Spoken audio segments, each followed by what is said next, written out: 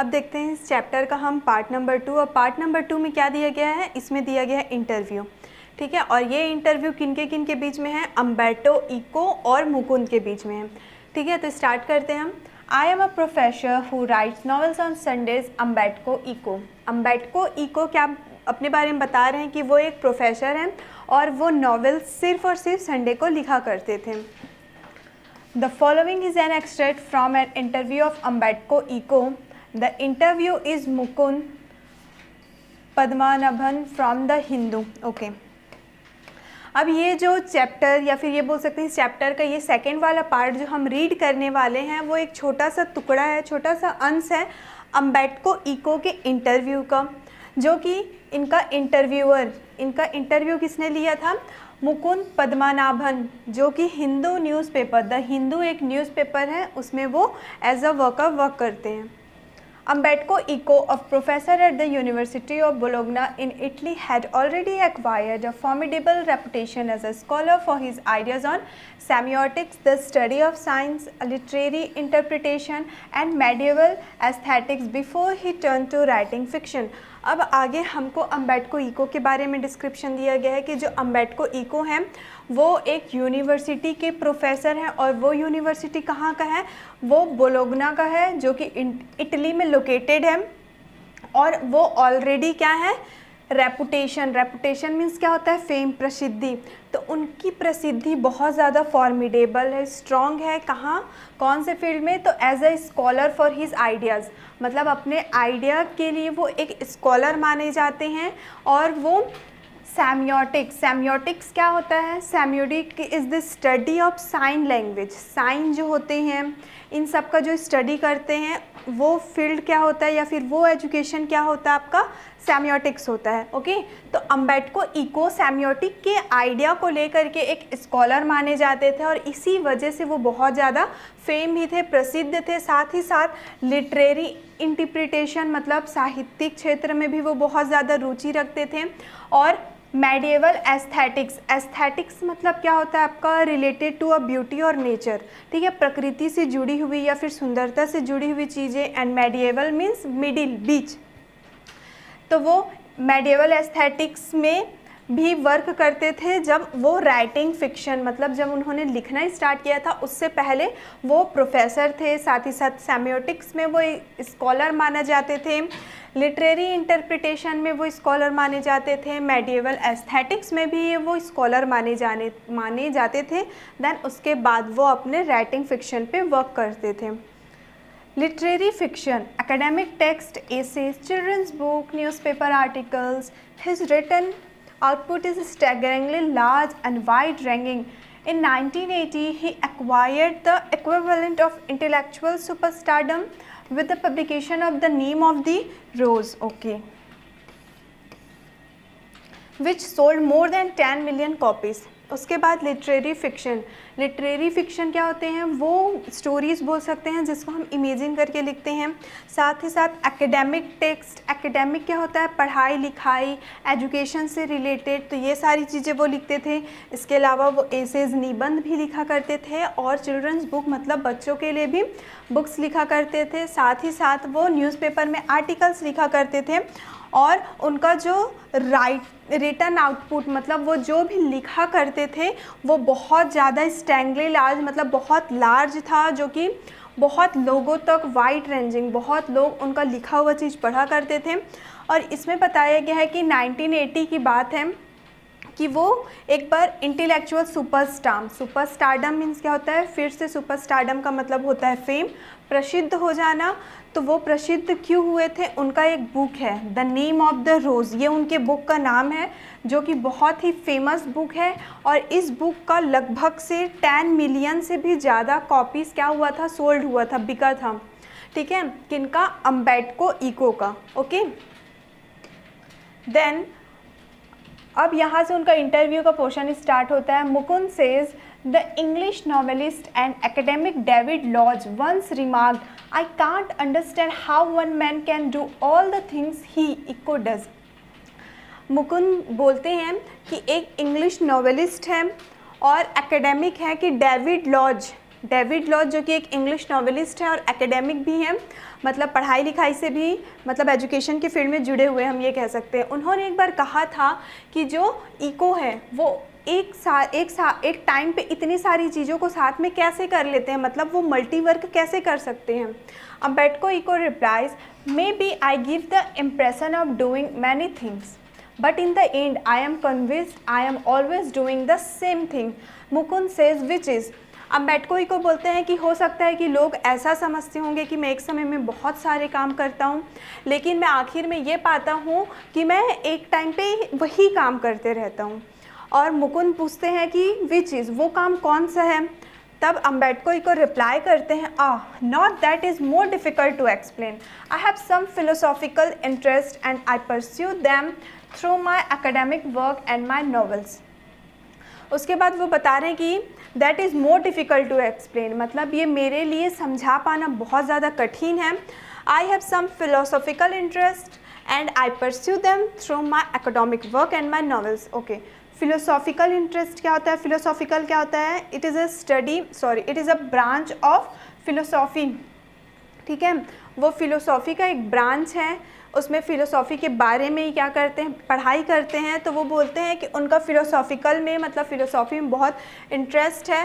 And I pursue means होता है follow करना, और वो क्या करते हैं, वो उसको फॉलो करते हैं अपने एकेडमिक वर्क में भी और अपने नॉवेल्स में भी। Even my books for children are about non-violence and peace. You see the same bunch of ethical, philosophical interest. और फिर वो आगे बता रहे हैं कि वो अपना फ़िलोसॉफिकल इंटरेस्ट को अपने एकेडमिक वर्क में, मतलब वो प्रोफेसर थे तो वो पढ़ाने का काम करते थे और उनका यही काम को कहा गया है एकेडमिक वर्क। तो अपने एकेडमिक वर्क में भी वो फ़िलोसॉफिकल इंटरेस्ट को फॉलो करते थे, साथ ही साथ जब वो नॉवेल्स लिखा करते थे उस टाइम पे भी अपने फ़िलोसॉफिकल इंटरेस्ट को क्या करते थे, वो फॉलो करते थे फ़िलोसॉफिकल इंटरेस्ट। और साथ ही साथ आगे वो ये बता रहे हैं कि जब वो बच्चों के लिए, चिल्ड्रंस के लिए जब वो बुक लिखा करते थे तब उस बुक में वो नॉन वायलेंस ऐड करते थे, अहिंसा, साथ ही साथ पीस मीन शांति, ये सारी चीज़ वो अपने बुक में क्या करते थे, ऐड किया करते थे। And you see the same bunch of ethical philosophical interest, और उनके इन सारे बुक्स में, उनके बोल सकते हैं नॉवेल्स में, हम इसी तरीके का फ़िलोसॉफिकल इंटरेस्ट देख सकते हैं। And then I have a secret. Did you know what will happen if you eliminate the empty spaces from the universe? Eliminate the empty spaces in all the atoms. The universe will become as big as my fist. और आगे अम्बेडको eco Mukund से ये बताते हैं कि क्या आपको मेरा एक सीक्रेट, एक राज पता है।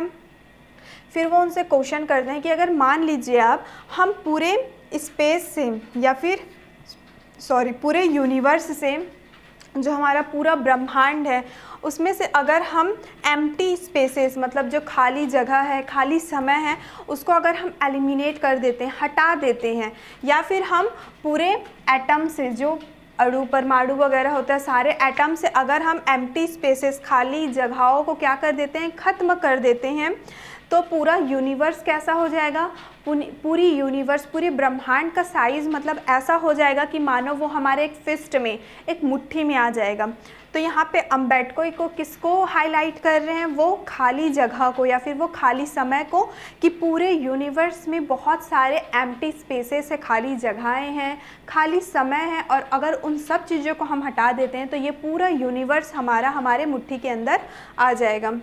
Similarly we have a lot of empty spaces in our lives. आगे वो कहते हैं कि इसी तरीके से हमारे लाइफ में भी, हमारी ज़िंदगी में बहुत सारे खाली स्पेसेस होते हैं, खाली जगहें होती हैं या फिर खाली समय होता है। I call them interstices. Say you are coming over to my place, you are in elevator and while you are coming up, I am waiting for you. This is an interstice, an empty space. I work in empty spaces while waiting for your elevator to come up from the first to the third floor. I have already written an article, laughs. उसके बाद वो बोलते हैं कि हमारे ज़िंदगी में जो खाली जगह होता है या खाली समय होता है उसी को ही हम क्या बोलते हैं, इंटरस्टाइसेस बोलते हैं। इंटरस्टाइसेस का मतलब क्या होता है, अंतराल। ठीक है, फिर वो बोल रहे हैं कि मान लो कि आप मेरे पास मिलने आ रहे हो, वो मुकुंद को बोल रहे हैं कि मान लीजिए कि आप मुझसे मिलने आ रहे हैं और आप एलिवेटर में, मतलब आप एक लिफ्ट में हैं और आप लिफ्ट से मुझसे मिलने आ रहे हैं और मैं आपका इंतज़ार कर रहा हूँ, तो ये जो समय है, जैसे कि वो उनसे मिलने आ रहे हैं और वो उसका इंतज़ार कर रहे हैं, तो ये जो समय है यही क्या है आपका इंटरस्टाइस है, मतलब अंतराल है, खाली समय है। और वो बता रहे हैं कि वो इसी खाली समय में क्या करते हैं, काम करते हैं। जैसे कि जो मुकुंद है वो लिफ्ट से फर्स्ट फ्लोर से लेकर के थर्ड फ्लोर अम्बेडको इको से मिलने आ रहे हैं, तो उस खाली समय में वो क्या करते हैं, अम्बेडको इको अपना आर्टिकल लिख के कंप्लीट कर लेते हैं। और ऐसा बोल के वो लाफ करने लग जाते हैं, हंसने लग जाते हैं। Then Mukund says not everyone can do that, of course your non-fictional writing, your scholarly work has a certain playful and personal quality about it। फिर मुकुंद बोलते हैं कि not everyone can do that, of course, ठीक है, साधारण सी बात है कि हर इंसान ऐसा नहीं कर सकता कि वो अपने इतने कम समय को यूज़ कर सके, इस्तेमाल कर सके, तो हर इंसान ये चीज़ नहीं कर सकता है। आपका जो नॉन फिक्शनल राइटिंग है, नॉन फिक्शनल क्या होता है, आपका रियल स्टोरी, तो आपका जो नॉन फिक्शनल राइटिंग है, आपका जो स्कॉलरली वर्क है, मतलब एज अ प्रोफेसर आपका जो भी काम है, इस सब काम को आप क्या करते हो, प्लेफुल मीन्स बहुत खुश होकर के अच्छे तरीके से करते हो, और साथ ही साथ आपके सारे काम में आपका अपना पर्सनल क्वालिटी होता है। It is a marked departure from a regular academic style which is invariably depersonalized and often dry and boring. Have you consciously adopted an informal approach, or is it something that just came naturally to you? आगे वो बोल रहे हैं कि कई लोग ऐसे होते हैं, it is a mark departure from a regular academic style, मतलब कई लोग ऐसे होते हैं जो डीपर्सनलाइज्ड मीन्स क्या होता है, which is not in touch, मतलब जिसको हम फील करके नहीं लिखते हैं या फिर फील करके अपना काम नहीं करते, जिसमें हमारा टच नहीं होता है, ठीक है। तो जो पर्सनलाइज्ड नहीं होता मीन्स जो डीपर्सनलाइज्ड होता है। तो वो आगे ये बताना चाह रहे हैं कि कई लोग ऐसा होते हैं जिसमें लोग अपना पर्सनल टच नहीं कर पाते हैं, इसके वजह से उनका राइटिंग जो रहता है बहुत बोरिंग हो जाता है। फिर जो मुकुंद हैं वो फिर से अम्बेडको इको से क्वेश्चन करते हैं कि आप जो कुछ भी लिखते हो क्या वो आपका नेचुरली है या फिर वो उसको आप जानबूझ कर लिखा करते हो। Then Umberto Eco reply, when I presented my first doctoral dissertation in Italy, one of the professionals said, scholars learn a lot of certain subjects, then they make a lot of false hypotheses, then they correct them and the end they put the conclusion। Umberto Eco उनका जवाब देते हुए बोलते हैं कि जब मैंने अपना डॉक्टोरल डिसर्टेशन क्या होता है, जो रिसर्च के लिए प्रोजेक्ट दिया जाता है उसी को ही डिसर्टेशन कहते हैं, ओके। तो अम्बेडको इको बताते हैं कि जब मैंने अपना पहला डॉक्टोरल रिसर्च प्रोजेक्ट इटली में प्रेजेंट किया था, उस टाइम पे उनके प्रोफेसर ने उनको कहा था कि जो स्कॉलर लोग रहते हैं वो किसी एक सब्जेक्ट के बारे में बहुत कुछ सीखते हैं, देन उसका हाइपोथेसिस लिखते हैं, मतलब हाइपोथेसिस मीन्स एज्यूम करके लिखना, कल्पना करके लिखना, देन उसके बाद उसको करेक्ट किया जाता है और एट द एंड उसका फिर कंक्लूजन, निष्कर्ष निकाला जाता है। You, on the contrary, told the story of your research, even including your trials and errors. At the same time, he recognized I was right and went on to publish my dissertation as a book, which meant he appreciated it. और फिर वो बता रहे हैं कि उनके जो professor हैं उन्होंने उनको ये बताया था कि लोग पहले एक सब्जेक्ट में पढ़ते हैं, उसके बारे में वो हाइपोथेसिस, फॉल्स हाइपोथेसिस मतलब जो गलत एज्यूम करके लिखना, उसके बाद उसका करेक्शन होता है और लास्ट में उसका निष्कर्ष निकलता है।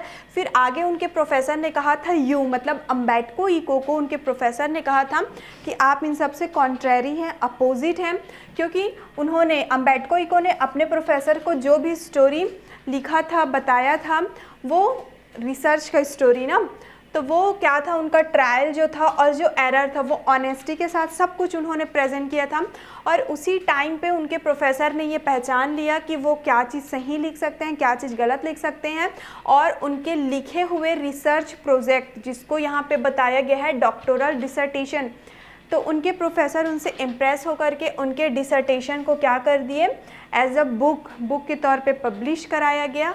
और जैसे ही उनका बुक पब्लिश हुआ तो अम्बेडको इको को पता चला कि उनके जो प्रोफेसर हैं उनको अप्रिसिएट कर रहे हैं, मतलब उनको सराहना दे रहे हैं, ठीक है। At that time, at the age of 22, I understand scholarly books would be written the way I had done by telling the story of the research। आगे अम्बेडको इको हमको ये बता रहे हैं कि और उसी समय जब उनका एज लगभग से सिर्फ 22 साल का था, उनको पता चल गया कि स्कॉलरली बुक किस तरीके से लिखा जाता है। जिस तरीके से उन्होंने लिखा था एग्जैक्ट स्कॉलरली बुक उसी तरीके से लिखा जाता है जब उन्होंने रिसर्च का स्टोरी सुनाया था। This is why my essays always have a narrative aspect, and this is why probably I started writing narratives novels so late at the age of 50 more or less। आगे वो बता रहे हैं कि उनका this is why my essays always have a narrative aspect, मतलब उनको idea हो गया था 22 साल की उम्र से ही कि किस तरीके से स्कॉलरली बुक्स लिखा जाता है, और यही एक कारण हो सकता है कि उनका जो एसे है वो हमेशा नरेटिव एस्पेक्ट में लिखते हैं। नरेटिव क्या होता है आपका, जो खुद वो कहानी को बोल करके सुनाते रहते हैं, तो उस तरीके से जिसमें लोग मोस्टली जो राइटर्स लोग होते हैं मोस्टली आई का यूज़ करते हैं कि मुझसे जो कहानी स्टार्ट होगा, ठीक है। तो वो इसी वजह से अपना नरेटिव एस्पेक्ट पे लिखा करते थे, और यही कारण है कि शायद उन्होंने नरेशन या फिर नॉवेल्स लिखना बहुत लेट से चालू किया, लगभग से 50 या 50 साल से ज़्यादा या कम हो सकता है। 50 इयर्स की एज और मोर देन 50 या फिर लेस देन 50, लगभग से 50 साल के होने के बाद उन्होंने अपना नॉवेल्स लिखना स्टार्ट किया था। I remember that my dear friend Roland Barthes was always frustrated that he was an essayist and not a novelist. आगे अम्बेडको को एक इंसिडेंट शेयर कर रहे हैं हमसे और बताते हैं कि उनके एक फ्रेंड थे जिनका नाम था रोलांड बार्थेस। वो हमेशा इस बात से फ्रस्ट्रेट, परेशान, उदास रहा करते थे कि वो एक एसेइस्ट है और वो एक नोवेलिस्ट नहीं है। He wanted to do creative writing one day or another, but he died before he could do so। और उनके जो दोस्त थे रोलांड बार्थेस, वो चाहते थे कि वो किसी एक दिन अपनी ज़िंदगी में एक क्रिएटिव राइटिंग लिखें, लेकिन अपना सपना पूरा करने से पहले ही उनकी डेथ हो जाती है। I never felt this kind of frustration. आगे अम्बेडको को बताते हैं कि उन्होंने अपनी ज़िंदगी में ऐसा फ्रस्ट्रेशन, ऐसा निराशा, ऐसी चिंता कभी भी फेस नहीं की है। I started writing novels by accident. और वो आगे हमको ये भी बता रहे हैं कि नॉवेल्स लिखने का जो उनका जर्नी था वो बाय एक्सीडेंट, मतलब गलती से उन्होंने नॉवेल लिखना स्टार्ट कर दिया। I had nothing to do one day and so I started. एक दिन की बात है जब अम्बेडको के पास कुछ भी चीज़ करने के लिए नहीं था, तो उन्होंने अपना नॉवेल्स लिखना शुरू कर दिया। Novels probably satisfied my taste for narration. और उनके जो नॉवेल्स होते हैं वो उनके नरेशन, मतलब बोलने, बताने या लिखने के तरीके को संतुष्ट करते हैं। Then Mukund says, talking about novels from being a famous academic you went on to becoming spectacularly famous after the publication of the name of the rose. Again here is the name of book. तो मुकुंद जो है Umberto को बोलते हैं talking about novels, मतलब novels के बारे में जब भी बात होती है तो आप क्या है, academic, famous academic, you went on to becoming spectacular famous after the publication of the name of the rose. तो मुकुंद जो है वो अम्बेडको को ये कहना चाहते हैं कि जैसे ही उनका ये बुक पब्लिश हुआ था द नेम ऑफ द रोज, उसके बाद ही वो स्पेक्टेकुलरली फेमस, मतलब famous in a large number, काफ़ी हद तक इस बुक को पब्लिश होने के बाद उनको प्रसिद्धि मिली थी, उनको फेम मिला था।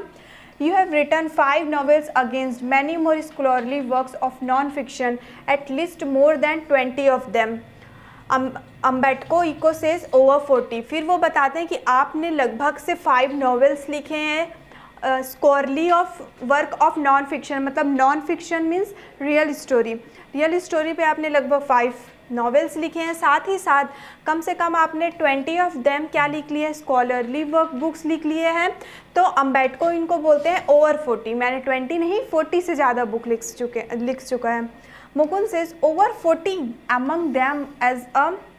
among them a seminal piece of work on semiotics। फिर मुकुंद बोलते हैं कि आपने 40 से ज़्यादा बुक लिख चुका है। हियर सेमिनल मीन्स इम्प्रेसिव, वो काम जो बहुत ज़्यादा इम्प्रेसिव होते हैं, लोग जिससे आकर्षित हो जाते हैं। तो बोल रहे हैं कि आपके काम से, और कौन से काम से, सेमियोटिक्स, जो मैंने आपको पहले ही बताया था। सेमियोटिक is a study of sign language, जिसमें साइन लैंग्वेज के बारे में पढ़ा और सीखा जाता है, वो होता है सेमियोटिक्स। तो अपने सेमियोटिक के काम का जो उनका काम था उसमें क्या थे, वो बहुत सेमिनल पीस ऑफ वर्क किया करते थे, मतलब इम्प्रेसिव पीस ऑफ वर्क किया करते थे। But ask most people about Umberto Eco and they will say oh he is the novelist, does that bother you. तो जैसे कि मुकुंद ने बताया कि आप अपने एकेडमिक फील्ड में मतलब एज अ प्रोफेसर बहुत अच्छा काम करते थे, लेकिन जब लोगों से पूछा जाता था अम्बेडकर इको कौन है, तब वो रिप्लाई करते थे कि अम्बेडको इको जो है वो एक नॉवेलिस्ट है। तो मुकुंद अम्बेडको इको से ये पूछना चाहते हैं कि आप अपने एकेडमिक के फील्ड में बहुत अच्छा काम करते हैं, लेकिन लोग आपको एज अ नॉवेलिस्ट जानते हैं, तो क्या ये बात आपको बॉदर नहीं करती, परेशान नहीं करती है। Then Umberto Eco replied yes because I consider myself a university professor who writes novels on Sunday. तो अम्बेडको इको बोलते हैं कि हाँ, मुझे ये बात परेशान करती है क्योंकि मैं अपने आप को एक यूनिवर्सिटी का प्रोफेसर मानता हूँ और मैं नॉवेल सिर्फ संडे को लिखा करता हूँ। It's not a joke, I participate in academic conference and not meeting of pen clubs and writers, I identify myself with the academic community. और फिर ये बोलते हैं कि ये कोई मजाक की बात नहीं है, मैंने एकेडमिक कॉन्फ्रेंसेस में पार्टिसिपेट किया है, मतलब जो प्रोफेसर्स लोगों की मीटिंग या कॉन्फ्रेंस होती है मैंने उसमें पार्टिसिपेट किया है, और मैंने राइटर्स के कोई पेन क्लब्स में या फिर राइटर का जो भी उनका प्रोग्राम होता है मैंने उसमें पार्टिसिपेट नहीं किया है। और मैं खुद का आइडेंटिटी, खुद का पहचान कैसा रखता हूँ एज अ एकेडमिक कम्युनिटी, मतलब एज अ प्रोफेसर मैं अपना खुद का पहचान रखता हूँ, ना कि एज अ राइटर। तो ये बात अम्बेडको इको को परेशान किया करती थी जब लोग उनको नॉवेलिस्ट समझते थे, क्योंकि वो उनकी आइडेंटिटी क्या थी कि वो एक प्रोफेसर थे। But okay, if most people have read only the novels, laughs and shrugs, and I know that by writing novels I reach a larger audience. I can't expect to have 1 million readers with stuff on semiotics. फिर वो बोलते हैं कि लेकिन ठीक है, if they में कौन है यहाँ पे, मोस्ट पीपल, मतलब बहुत सारे लोग, अगर बहुत सारे लोगों ने मेरा नॉवेल्स पढ़ा है, और फिर वो बोलते हैं कि I know that by writing novels I reach a larger audience. और अम्बेडको इको आगे बोलते हैं कि लेकिन ठीक है, अगर बहुत सारे लोगों ने मेरे नॉवेल्स पढ़ा है और बहुत सारे लोग मुझे मेरे राइटिंग की वजह से, मेरे नॉवेल्स की वजह से लोग अगर मुझे जानते हैं, जबकि मुझे पता है कि अगर मैं सेमियोटिक्स पे अगर कुछ भी लिखता तो लोग मुझे इतना नहीं जानते जितना कि लोग मुझे नॉवेल की वजह से जानते हैं, तो ये बात भी ठीक है। Then Mukund says which brings me to my next question, The Name of the Rose is a very serious novel. It's a detective yarn at one level, but it is also dwells into metaphysics, theology and medieval history. फिर मुकुंद अब अपनी अगली question की तरफ आगे बढ़ते हैं और बोलते हैं the name of the rose, जो मैंने आपको स्टार्टिंग में बताया था कि अम्बेडको इको का बहुत ही फेमस बुक है, जो मिलियंस में क्या हुआ था, बिका था, मतलब मिलियन ऑफ कॉपीज़ में ना, मिलियन ऑफ कॉपीज़ में बिका था। तो ये बहुत फेमस बुक है अम्बेडको इको का, द नेम ऑफ द रोज़। और वो बोलते हैं मुकुंद की द नेम ऑफ द रोज़ तो काफ़ी सीरियस, काफ़ी गंभीर टाइप का नावल है, मानो कि वो डिटेक्टिव, ठीक है, जिसको एक डिटेक्टिव लोग ही क्या कर सकते हैं, पढ़ सकते हैं, इस टाइप का सीरियस नावल है। बट इट ऑल्सो डवेल्स इनटू, लेकिन उसके साथ साथ उसमें मेटाफिजिक्स भी है, थियोलॉजी भी है, मेडिवल हिस्ट्री भी है। अब मेटाफिजिक्स, थियोलॉजी और मेडिवल हिस्ट्री क्या है यहाँ पे, metaphysics is the study of philosophy, कि कुछ भी चीज़ हमारी लाइफ में या फिर इस वर्ल्ड में एग्जिस्ट कैसे करती, अस्तित्व में कैसे है, ये सारी चीज़ें मेटाफिजिक्स में पढ़ते हैं। Theology is the study of God and religious beliefs, मतलब गॉड से और हमारी धार्मिक जो भी चीज़ें हैं उनसे जुड़ी हुई होती हैं। और मेडिवल क्या होता है, आपका बीच का मिडिल होता है, और हिस्ट्री तो आप लोग को पता है, इतिहास। तो जो द नेम ऑफ द रोज़ है वो एक सीरियस नॉवेल होने के साथ साथ इन सारे चीज़ भी उसमें इंक्लूडेड हैं। Yet it enjoyed a huge mass audience were you puzzle at all by this. तो वो बोलते हैं कि the name of the rose को तो बहुत सारे ऑडियंस ने, मतलब बहुत सारे लोगों ने इन्जॉय किया, बहुत पढ़ा। तो क्या आप कभी इस बात पे पजल नहीं हुए, कंफ्यूज नहीं हुए कि ये जो बुक है वो एकदम इजी पे भी नहीं है, एकदम डिटेक्टिव टाइप के लोग इसको पढ़ सकते हैं, डिटेक्टिव तरीके से लिखा गया है, साथ ही साथ वो सीरियस नॉवेल भी है और लोगों को तो अक्सर हंसी मजाक ये सारे नॉवेल्स पढ़ने पसंद होते हैं। तो इसलिए मुकुंद जो है वो अम्बेडको इको से पूछते हैं कि क्या आप पजल नहीं हुए कि आपके इस नॉवेल को, आपके इस बुक को इतने लोगों ने पसंद किया। Then Umberto Eco reply, no journalists are puzzled and sometimes publishers, and this is because journalists and publishers believe that people like trash and don't like difficult reading experience। तो अम्बेडको इको बोलते हैं कि नहीं, मैं इस बात से बिल्कुल भी कंफ्यूज नहीं हुआ, क्योंकि जो जर्नलिस्ट हैं वो पजल्ड हो गए, मतलब जर्नलिस्ट मतलब जो पत्रकार लोग हैं वो कंफ्यूज हो गए, और कभी कभी तो जो पब्लिशर हैं मतलब जो बुक पब्लिश करते हैं उन लोग कंफ्यूज हो गए। और उन लोग कंफ्यूज क्यों हुए? क्योंकि जो जर्नलिस्ट और पब्लिशर्स थे उनको ये लगता है कि जो लोग हैं वो सिर्फ ट्रेस पढ़ना पसंद करते हैं और उनको डिफ़िकल्ट रीडिंग एक्सपीरियंस नहीं चाहिए। अब यहाँ पे ट्रेस क्या है? ट्रेस इज़ अ गार्बेज बोल सकते हैं, मतलब ऐसा लिखावट जो बहुत ही आम भाषा में लिखा हो, बहुत सिंपल और साधारण सा हो। इसलिए अम्बेडको इको बोलते हैं कि जो जर्नलिस्ट और पब्लिशर्स थे उनको ऐसा लगता था कि लोगों को सिर्फ ट्रेस राइटिंग पसंद है और लोग डिफ़िकल्ट मतलब जो कठिन अनुभव वाला लिखा हुआ बुक होता है वो लोगों को पसंद नहीं है, इसलिए शायद वो लोग कंफ्यूज थे, मैं कंफ्यूज नहीं हुआ। Consider there are 6 billion people on this planet, the name of the rose sold between 10 and 15 million copies, so in a way I reached only a small percentage of readers। आगे Umberto को example देते हुए समझाते हैं कि मान लीजिए कि इस पूरे प्लानेट में, हमारे पूरे ग्रह में पूरे ग्रह में 6 बिलियन पीपल, 6 बिलियन लोग क्या करते हैं? एग्जिस्ट करते हैं, अस्तित्व में रहते हैं, और उनका जो बुक था द नेम ऑफ द रोज़ वो कितना बिका था? बस 10 से 15 मिलियन कॉपी उसका बिका था। तो इस तरीके से वो तो ज़्यादा लोगों तक पहुंच नहीं पाए थे। अगर हम इस तरीके से कैलकुलेट करें कि पूरे दुनिया में 6 बिलियंस पीपल हैं और उनकी बुक सिर्फ 10 to 15 मिलियन में बिकी थी, लोग तो बिलियन में और उनकी बुक 10 to 15 मिलियन में बिकी है, इसलिए वो बोलते हैं कि इस तरीके से अगर हम कैलकुलेट करें तो मैं तो ज़्यादा लोगों तक पहुँच भी नहीं पाया था। Further he says, but it is exactly this kind of readers who don't want easy experience.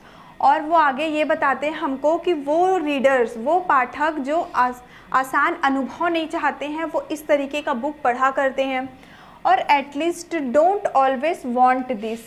और आगे ये भी बता रहे हैं कि उनको हर समय इस तरीके का बुक पसंद नहीं होता, मतलब हर समय उनको सीरियस नॉवेल्स पसंद नहीं होते हैं। लेकिन जो रीडर्स लोग होते हैं जिनको एक बोल सकते हैं इजी एक्सपीरियंस नहीं चाहिए, तो इस तरीके का वो सीरियस नॉवेल्स पढ़ते हैं, लेकिन उनको हर वक्त, हर समय, हर दिन सिर्फ सीरियस नॉवेल पढ़ना पसंद नहीं होता है। I myself at 9 PM after dinner watch television and want to see either Miami Vice or Emergency Room। I enjoyed it and I need it but not all day।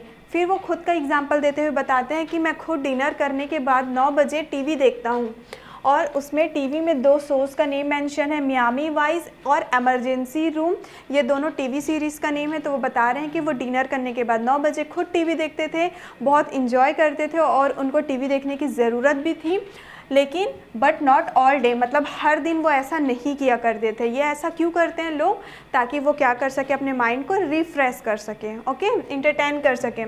Then Mukund again says, could the huge success of the novel have anything to do with the fact that it dealt with a period of medieval history that। Mukund फिर next question पूछने वाले रहते हैं, लेकिन पूरा पूछ नहीं पाते हैं, और उनका क्वेश्चन क्या रहता है कि जो उनका नॉवेल था, ठीक है, द नेम ऑफ द रोज़, वो नॉवेल बहुत सक्सेस हुआ था, तो क्या उसका यही कारण है कि उसमें मेडिवल हिस्ट्री के बारे में मेंशन है?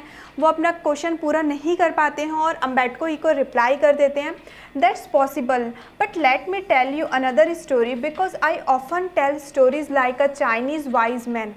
फिर बोलते हैं कि हाँ, शायद ऐसा होना संभव है कि मैंने अपने नॉवेल्स में मेडिवल हिस्ट्री के बारे में लिखा है, लेकिन मैं कुछ और स्टोरी सुनाता हूँ तुमको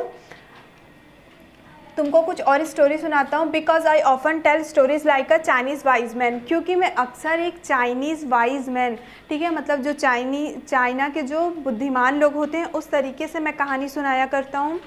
माई American publisher said while she loved my books she didn't expect to sell more than 3000 copies in a country। Where nobody has seen a cathedral or studies Latin. फिर वो आगे शेयर करते हुए बता रहे हैं कि उनके जो अमेरिका के पब्लिशर थे उनको अम्बेटको इको की बुक बहुत पसंद आई थी और उन्होंने कहा था कि वो 3000 से ज़्यादा कॉपियाँ वहाँ पे बेच नहीं पाएंगे, सेल नहीं कर पाएंगे, क्योंकि अमेरिका के कोई भी लोग कैथेड्रल मीन्स अ चर्च, कोई भी लोग चर्च नहीं गए हैं, ना ही उन्होंने कभी लैटिन ये भाषा उन्होंने पढ़ी है, इसलिए वो 3000 से ज़्यादा उस बुक की कॉपी नहीं बेच पाएंगे। So I was given an advance for 3000 copies but in the end it sold 2 or 3 millions in the US।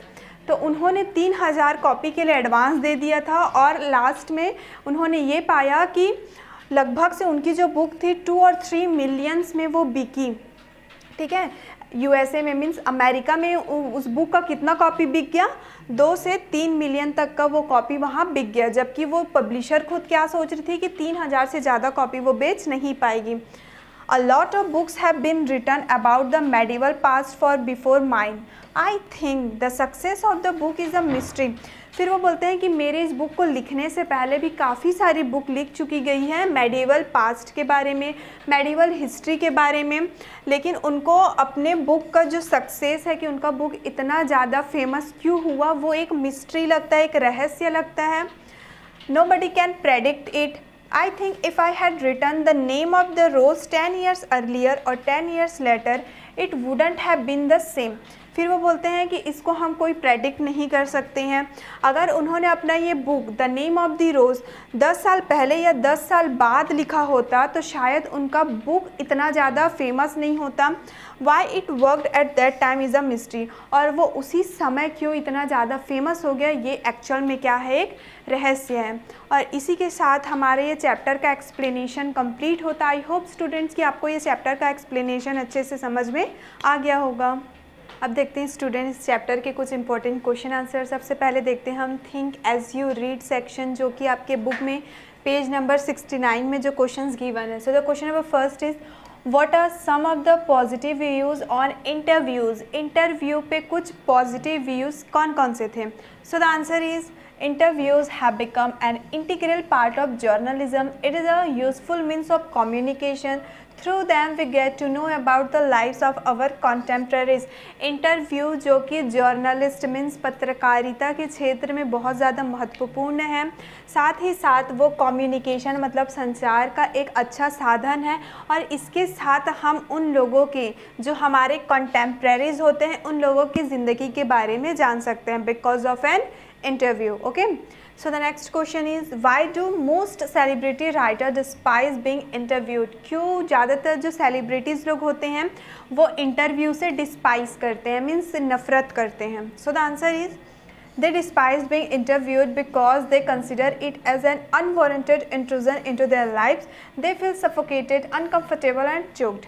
और वो इंटरव्यू देने से या इंटरव्यू से इसलिए नफ़रत करते हैं क्योंकि उनको ऐसा लगता है कि इंटरव्यू के वजह से ज़बरदस्ती लोग उनके लाइफ में घुस रहे हैं और उसके वजह से वो बहुत ज़्यादा सफोकेटेड, अनकंफर्टेबल और चोक्ड हो जाते हैं। मतलब बहुत बोल सकते हैं कि परेशान हो जाते हैं, डिप्रेस हो जाते हैं, कंफर्टेबल फील नहीं करते हैं, बेचैन हो जाते हैं।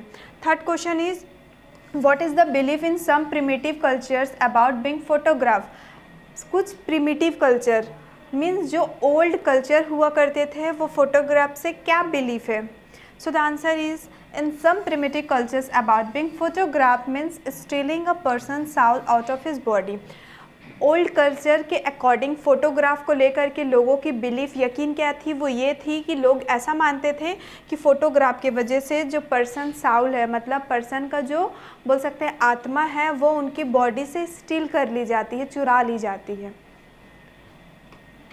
Question number 4 is what do you understand by the expression thumb prints on his wine pipe. आप इस एक्सप्रेशन मतलब इस सेंटेंस से आप क्या समझते हैं, thumb print on his wine pipe. And the answer is it means that the person feels suffocated, uncomfortable and choked while answering the questions of the interviewer. It feels as if the interviewer forcefully extract words out of him। और इस sentence का मतलब ये माना जाता है कि जो लोग रहते हैं, जिन लोग इंटरव्यू देते हैं, वो बहुत ज़्यादा सफोकेटेड हो जाते हैं, मीन्स बहुत बेचैन हो जाते हैं, अनकंफर्टेबल हो जाते हैं और चोक्ड हो जाते हैं जब वो आंसर करते रहते हैं इंटरव्यूअर के क्वेश्चन का, और उनको बहुत ज़्यादा जब फोर्स किया जाता है और फोर्स करके उनसे वर्ड्स मतलब उनसे उनका आंसर लिया जाता है। Next question is who in today's world is our cheap source of information about personalities. आज कौन सा वो माध्यम है या कौन सी वो बोल सकते हैं ह्यूमन है या फिर कौन सा ऐसा चीज़ है जो हमारे दूसरों के इंफॉर्मेशन को हम चीप सोर्स मतलब जो हमारा मेन सोर्स है, मुख्य सोर्स है, वो कौन सा सोर्स है जिससे हम दूसरे लोगों का इंफॉर्मेशन ले सकते हैं। तो ऑब्वियस ही बात है, हमको पता है जो चैप्टर हमने पढ़ा है, interview are the cheap source of information about personalities in today's world. आज के दुनिया में या फिर आज के जनरेशन में जो इंटरव्यू है वही मेन सोर्स है जिसके थ्रू हम अलग अलग पर्सनैलिटी का इंफॉर्मेशन पा सकते हैं। अब देखते हैं हम अंडरस्टैंडिंग द टेक्स्ट, जो कि आपके पेज नंबर 73 का क्वेश्चन है। उसका फर्स्ट क्वेश्चन देखते हैं। Do you think Umberto Eco likes being interviewed, give reason for your opinion. क्या आपको लगता है कि अम्बेडको इको को इंटरव्यू देना पसंद था? और अगर आपको ऐसा लगता है या फिर आपको ऐसा नहीं लगता है तो उसके हमको रीजंस बताने, कारण बताने हैं। So the answer is yes, Umberto Eco enjoys being interviewed as evidenced by the animated tone with which her response to the questions। हाँ, अम्बेडको इको जो थे उनको इंटरव्यू देना पसंद था और सबूत के तौर पे हम ये बता सकते हैं कि जब वो क्वेश्चन का आंसर दिया करते थे तो उनका जो टोन था, जो आवाज़ थे, उससे हम पता लगा सकते हैं कि जो अम्बेडको इको थे उनको इंटरव्यू देना पसंद था। He had no qualms about disclosing his writing secret और his personal life experience। और उनके पास ऐसी कोई भी चीज़ नहीं थी या फिर ऐसा कोई वो जवाब नहीं देते थे या फिर वो कुछ चीज़ छुपाते नहीं थे, न तो अपने राइटिंग सीक्रेट को लेकर के और ना ही अपने पर्सनल लाइफ को लेकर के। Throughout the interview, his constant laughter and honest tone demonstrate his genuine interest in being interviewed। और इंटरव्यू के दौरान जो उनका ये सारे क्वेश्चन का आंसर करने का तरीका रहता था, उनकी जो टोन रहती थी, उससे हम पता लगा सकते हैं कि उनको इंटरव्यू देने में कोई भी प्रॉब्लम नहीं थी। Okay, next question is how does Eco find the time to write so much. किस तरीके से इको काफ़ी समय पा लेते थे लिखने के लिए। Answer is while explaining his ability to catch up with so many things in such a short period of time, he says he works in between the empty spaces he refers to as interstices। ठीक है, जब वो अपनी capacity मतलब अपनी क्षमता बताते हैं कि किस तरीके से वो एक समय में काफ़ी सारा काम कर लेते थे, तो वो ये बता रहे हैं कि वो क्या करते थे, अपने काम और अपने एम्प्टी स्पेसेस मतलब खाली जगह और काम के बीच में क्या करते थे, वो काम करते थे। और जिसको उन्होंने इंटरस्टाइसेस कहा है, मतलब अंतराल, जिसको हम गैप मानते हैं, उस गैप में अम्बेडको इको अपना राइटिंग का काम किया करते थे। He actively uses the time we normally waste while waiting for somebody or doing something likewise unproductive to finish his work। जिस तरीके से हम अपना खाली समय क्या कर देते हैं, बर्बाद कर देते हैं। जैसे कि हम किसी का इंतज़ार कर रहे हैं तो उसका वेट करने में वो समय हमने क्या किया, खो दिया। लेकिन अम्बेडको इको क्या करते थे, उसी खाली समय का यूज़ करते थे और अपना आर्टिकल लिख करके तैयार कर लिया करते थे। Next question is What was distinctive about इको's academic writing style। क्या चीज़ डिस्टिंक्ट है academic writing style का, इको का। ठीक है, तो academic writing style में क्या आएगा, जो एज अ प्रोफेसर वो वर्क किया करते थे तो उनसे रिलेटेड जो वो लिखा करते थे, तो उसमें क्या चीज़ है जो डिस्टिंक्ट है। And the answer is Eco's writings in contrast to other academic writings are not boring or tedious to read। Eco का जो लिखावट था या फिर उनकी जो राइटिंग थी वो बाकी लोगों से बहुत अच्छी थी, वो दूसरों की तरह बोरिंग नहीं थी। His work takes a depersonalized and informal approach which makes his style interesting and thus appealing। और उनका जो काम था मतलब वो एकेडमिक राइटिंग जो भी किया करते थे वो उसमें अपना पर्सनल टच दिया करते थे और वो इनफॉर्मल, औपचारिक तरीके से, अनौपचारिक तरीके से क्या करते थे, थोड़ा लिखा करते थे जिससे लोगों को उसको पढ़ने में बहुत इंटरेस्ट आता था और वो बोर नहीं होते थे। Instead of formal essays he prefers to write creative and narrative pieces. और फॉर्मल एसेज में वो क्रिएटिव और नरेटिव पीसेस मीन्स क्रिएटिव और नरेटिव लिखना ज़्यादा प्रीफर करते थे, उसको इम्पोर्टेंस देते थे। Next question is did Umberto Eco consider himself a novelist first or an academic scholar. Umberto Eco अपने आप को नॉवेलिस्ट पहले मानते थे या फिर एक एकेडमिक स्कॉलर मानते थे? So the answer is Umberto Eco's primary work was in academia, but he also wrote novels on occasion. He also stated that he attended academic conferences rather than meeting of pen clubs and writers. Umberto Eco का जो primary जो मुख्य काम था वो क्या था उनका? एकेडेमिया, मतलब एज अ प्रोफेसर जो वो काम करते थे वही उनका मेन वर्क था। वो नॉवेल सिर्फ और सिर्फ संडे को लिखा करते थे और वो आगे ये भी बताते हैं कि उन्होंने एकेडमिक से रिलेटेड कई सारे मीटिंग और कॉन्फ्रेंस अटेंड किए, जबकि वो पेन क्लब या फिर राइटर्स का जो उनका मीटिंग या फिर जो भी प्रोग्राम होता था वो चीज़ उन्होंने कभी अटेंड नहीं किया। As a result, we can conclude that Ambedko Eco saw himself first and foremost as an academic scholar. और इस तरीके से हम जान सकते हैं कि जो अम्बेडको इको है वो खुद को सबसे पहले एकेडमिक स्कॉलर माना करते थे। Okay, next question is what is the reason for the huge success of the novel the name of the rose. The name of the rose जो अम्बेडको इको का बहुत ही फेमस नॉवेल है, उसका क्या कारण है इतना प्रसिद्ध होने का? And the answer is Ambedko Eco is perplexed as to why his novel, The Name of the Rose, was such a huge success. Nobody, not even him or his publisher, expected him to reach such heights. Umberto Eco का जो novel है the name of the rose, उसको बहुत ज़्यादा कामयाबी मिली थी। ना तो अम्बेडको इको खुद जानते थे और ना ही उनके जो पब्लिशर हैं उन्होंने इतनी उम्मीद की थी कि ये नॉवेल इतनी ज़्यादा कामयाब हो सकती है, इतनी ज़्यादा सेल हो सकती है। Perhaps the book's complex themes such as metaphysics, theology and medieval history piqued their readers' interest. लेकिन उस बुक में जो भी कॉम्प्लेक्स मतलब जो कॉम्प्लिकेटेड थीम था, सीरियस टाइप का वो नॉवेल था, उसमें मेटाफिजिक्स भी इंक्लूड था, थियोलॉजी भी इंक्लूड था, साथ ही साथ मेडिवल हिस्ट्री भी इंक्लूड था। और इन सब चीज़ों के इंक्लूड होने की वजह से जो रीडर्स लोग हैं मतलब जो पाठक लोग हैं उनका इंटरेस्ट उस बुक में बहुत आया। मे बी ये रीज़न हो सकता है कि उनका बुक इतना ज़्यादा सक्सेस हुआ। अब देखते हैं हम नेक्स्ट सेक्शन जो कि हमारे टॉकिंग अबाउट द टेक्स्ट का है। अब इसमें हमको क्या बोला गया है? डिस्कस इन पेयर्स और स्मॉल ग्रुप। जो भी क्वेश्चन या फिर जो भी पॉइंट्स हमको गिवन है उसको आपको क्या करना है? एक छोटा सा ग्रुप या फिर दो लोगों का पेयर बना लीजिए, जोड़ी बना लीजिए और इसमें जो भी पॉइंट दिया है उसको आपस में डिस्कस करिए, देन उसके बाद इसमें आंसर लिखिए। जैसे कि यहाँ पे आंसर के तौर पे हम समझ लेते हैं, लेकिन आप इसको खुद से भी लिख सकते हैं। Question number first is talk about any interview that you have watched on television or read in a newspaper. How did it add to your understanding of the celebrity, the interviewer and the field of the celebrity?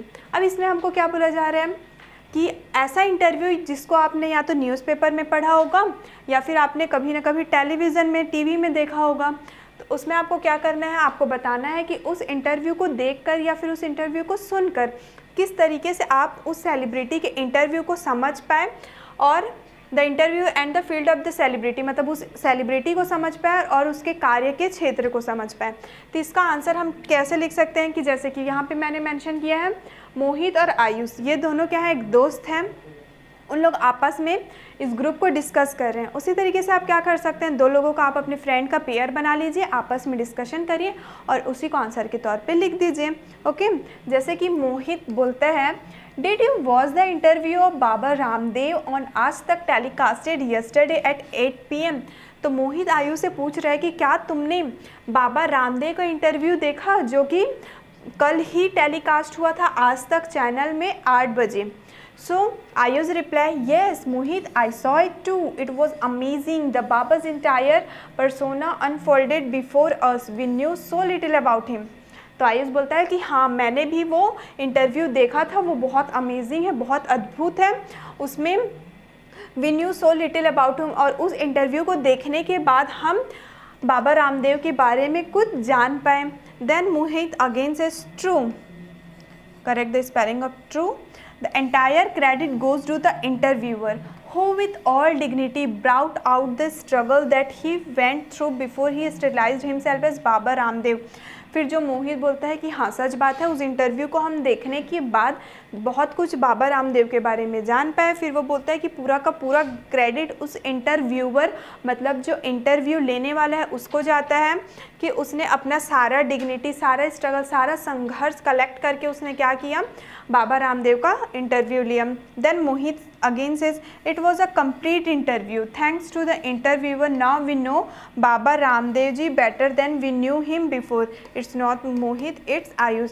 तो जो आयुष है वो बोलता है कि हाँ ये बाबा रामदेव का कंप्लीट इंटरव्यू था जो हमने आज तक चैनल में देखा था, और इंटरव्यूअर को वो थैंक्स करते हैं क्योंकि उन्हीं के वजह से वो बाबा रामदेव को अच्छी तरीके से जान पाए। तो इस तरीके से डिस्कस करके आप भी इंटरव्यू को लिख सकते हैं। देखते हैं नेक्स्ट क्वेश्चन हमारा, the medium you like best for an interview, print, radio और टेलीविज़न। अब हमको बताना है कि ऐसा कौन सा मीडियम है, ऐसा कौन सा साधन है जो आप सबसे ज़्यादा पसंद करते हो। क्या आप प्रिंट मीडिया पसंद करते हैं, या रेडियो मीडिया पसंद करते हैं, या टेलीविज़न मीडिया। ठीक है, तो यहाँ पे आप लिख सकते हैं आई लाइक प्रिंट मीडियम।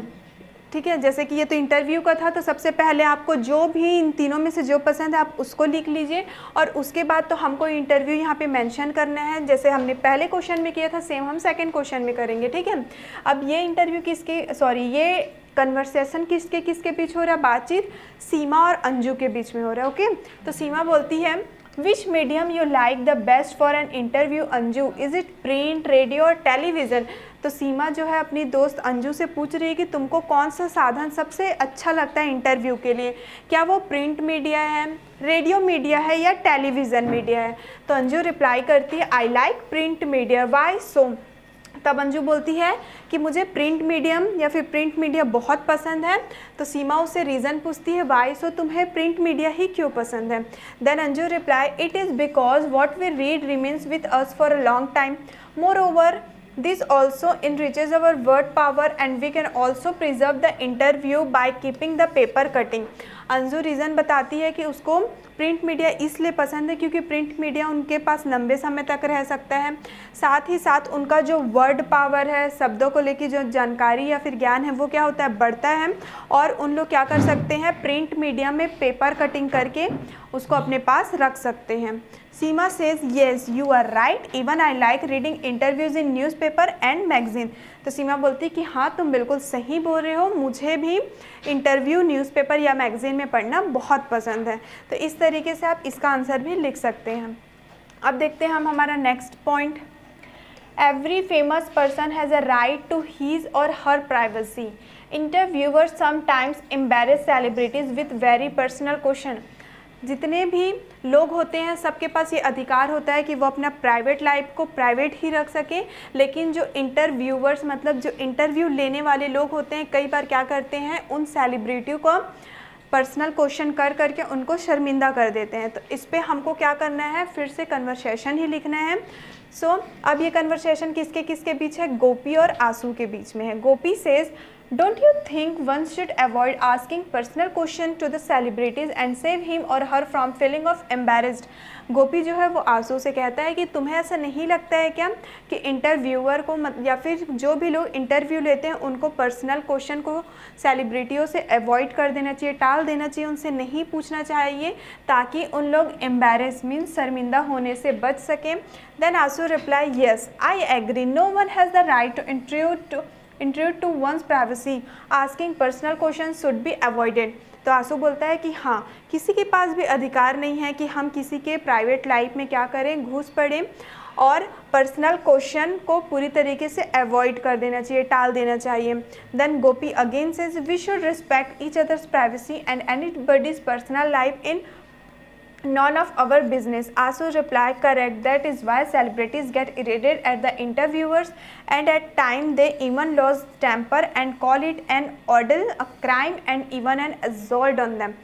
फिर जो गोपी है वो बोलता है कि हमको हर किसी की प्राइवेसी का रिस्पेक्ट करना चाहिए, सम्मान करना चाहिए, किसी के भी पर्सनल लाइफ के बारे में हमको कुछ नहीं पूछना चाहिए क्योंकि इससे हमको कोई लेना देना नहीं है। फिर आंसू रिप्लाई करता है कि करेक्ट, हाँ तुम बिल्कुल सही बोल रहे हो, और यही कारण है कि जो सेलिब्रिटीज़ लोग होते हैं इंटरव्यूअर से या फिर इंटरव्यू से बहुत ज़्यादा इरिटेट परेशान हो जाते हैं, और कभी कभी तो वो अपना टेम्पर मतलब जो उनका आपा है वो खो देते हैं, और इंटरव्यू को उन लोग ऑर्डिल मतलब अनप्लेजेंट टास्क अप्रिय कार्य कहते हैं, और इंटरव्यू को उन लोग क्राइम मतलब अपराध मानते हैं, और इंटरव्यू को उन लोग अपने आप में असॉल्ट मतलब फिजिकल अटैक मानते हैं। ओके, अब नेक्स्ट क्वेश्चन जो है आपका राइटिंग सेक्शन में दिया गया है। इसमें आपको कुछ इंस्ट्रक्शन दिए गए हैं, उस इंस्ट्रक्शन के बेसिस पे आपको लिखना है। जैसे कि if the interviewer Mukund Padmanabhan had not got the space in the newspaper to reproduce the interview verbatim, he may have been asked to produce a short report of the interview with the salient points। जो कि interviewer जो हमने पढ़ा था starting पे मुकुंद पद्मनाभन, उनको इतना space नहीं मिला कि वो इंटरव्यू को क्या कर सके, न्यूज़पेपर में दे सके। तो वो हमको बोलना चाह रहे हैं कि हम एक शॉर्ट रिपोर्ट, हमको मीन्स आप स्टूडेंट्स को, कि आप एक शॉर्ट रिपोर्ट उस इंटरव्यू को तैयार करें जिसमें कुछ पॉइंट्स नीचे जो दिए गए हैं वो पॉइंट उसमें इंक्लूडेड होना चाहिए। Write this report for him, the teacher should be able to help the peoples in what to include. Okay, आगे के हाँ लाइन्स हम टीचर्स के लिए हैं। आपको क्या करना है, जो इंटरव्यू मतलब जो पार्ट 2 में आप पढ़े हैं उसके लिए एक रिपोर्ट लिखना है, और हम टीचर्स को बोला जा रहा है कि आप स्टूडेंट्स का हम हेल्प करें। सो लेट बी स्टार्ट, आपका हेल्प करते हैं हम, और इस तरीके से आप इस राइटिंग का रिपोर्ट लिख सकते हैं। जैसे कि new Delhi, November 5, 2018, Ambedkar echo in an icon in the world of English literature. He has achieved formidable reputation for his contribution in this field. New Delhi नवंबर 5 मतलब 5 नवंबर 2018 का, ये हम इसको अपने से राइटिंग के तौर पे लिख रहे हैं। आप भी पार्ट 2 को पढ़ने के बाद उसका एक छोटा सा रिपोर्ट तैयार कर सकते हैं। जैसे कि एग्जांपल के तौर पे मैंने बस बताया, आप चाहें तो आप अपने से इसका रिपोर्ट प्रिपेयर कर सकते हैं। ओके, तो अम्बेडकर इको, जिनको इंग्लिश लिटरेचर में एक आइकॉन माना जाता है, उन्होंने राइटिंग के फील्ड में बहुत ही formidable means strong reputation, strong fame मतलब बहुत प्रसिद्धि पाई। He is modest, cooperative and at ease throughout the interview, और वो बहुत आसानी से और अच्छे स्वभाव के साथ इंटरव्यू दिया करते थे। He answers the very first question about his ability of being a multitasking person in a simple way that in everyone's life। और उन्होंने सबसे फर्स्ट क्वेश्चन का ये जवाब बताया कि वो एक मल्टीटास्किंग पर्सन कैसे हैं, उनके में इतनी एबिलिटी मतलब इतनी क्षमता कैसे है कि जो नॉर्मल लोगों के लाइफ जैसा होता है उसी तरीके से उनका लाइफ होता है, फिर भी वो मल्टीटास्किंग कैसे हैं। Regarding his popularity as an academic writer, Eco says that he always tries to narrate the story of his researches in a simple and playful manner, recording his style and finding the writers interesting। और आगे eco हमको ये बता रहे हैं कि जो भी वो राइटिंग का वर्क करते थे उसको बहुत ही प्लेफुल मैनर और मतलब साधारण से तरीके से और हैप्पी हो करके और अपना खुद का पर्सनल टच लगा करके वो लिखा करते थे, ताकि लोग जो है वो इंटरेस्टिंग तरीके से उसको पढ़ सकें। He adds that he had learn the art of writing scholarly books at the age of 22। और उन्होंने ये भी बताया था कि वो सिर्फ 22 साल के एज में उनको स्कॉलरली बुक लिखने की जो आर्ट है, जो कला है, उनको आ गया था। He takes pride being known as a professor and academic scholar who writes novel only on Sundays. और उनको इस बात से बहुत गर्व महसूस होती थी कि वो एक प्रोफेसर हैं, एकेडमिक स्कॉलर हैं, और वो सिर्फ संडे को नॉवेल लिखा करते थे। When asked about the success of his novel The Name of the Rose, he grins and replies that it is still a matter of mystery to him। और जब उनसे लोग पूछा करते थे कि जो उनका नावल है द नेम ऑफ द रोज़ वो इतना ज़्यादा सक्सेस कामयाब क्यों हुआ, तो वो बस ये रिप्लाई किया करते थे कि उसकी कामयाबी क्या है, एक मिस्ट्री है, एक रहस्य है। और इसी क्वेश्चन के साथ स्टूडेंट्स फाइनली हमारे ये चैप्टर भी कंप्लीट होता है। आई होप कि ये चैप्टर का एक्सप्लेनेशन एज वेल एज जितने भी इंपॉर्टेंट क्वेश्चन आंसर हमने रीड किए हैं वो आपको अच्छे से समझ में आ गए होंगे। अब मिलते हैं नेक्स्ट वीडियो में हमारे नेक्स्ट चैप्टर के साथ। Thank you.